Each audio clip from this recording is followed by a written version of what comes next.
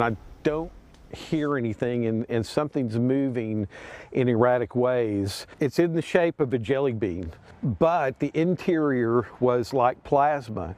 It was just going like this, you know. Chris Frederick has been a teacher for over 2 decades, and he currently works for a metro area school district.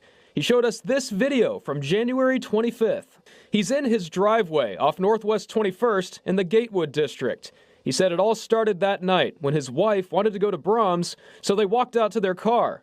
But after a few minutes, neighbors were calling each other. He started calling neighbors, and before long we were all standing out in the street and had our phones out. Chris has been a drone pilot for about 10 years. He started working with them when he and his wife were realtors in Ardmore several years ago. He fired it up and attempted to fly his drone to get a better look at the object. The sky at night, you have to have aviation lights or it's not legal. But strange things started happening.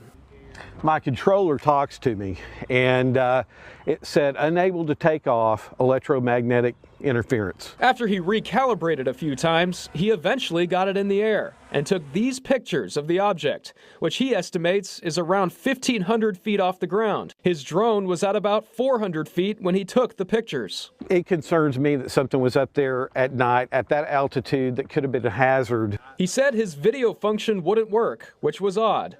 And there was something else. Only about 4 minutes and 18 seconds of flight time. It had a fresh battery in it. It has a 35-minute flight life. And as soon as I took those 3 pics, my controller said a low battery, return to home.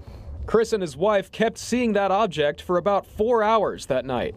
We showed his pictures and videos to experts at OU for a second opinion. What it is, I don't know, right? But I think I would approach this question as what is it likely to be, right? So that's where I'm coming from. Professor Killick teaches astrophysics and cosmology at the university. From the Plaza District, it's south of them because we can see the Orion constellation in the background, so we know their point of view. He acknowledged the object looks strange, but ultimately, it's likely it's just another drone in the sky. I could see a red streak. Now, I don't know if it's because I could imagine if it's a long exposure.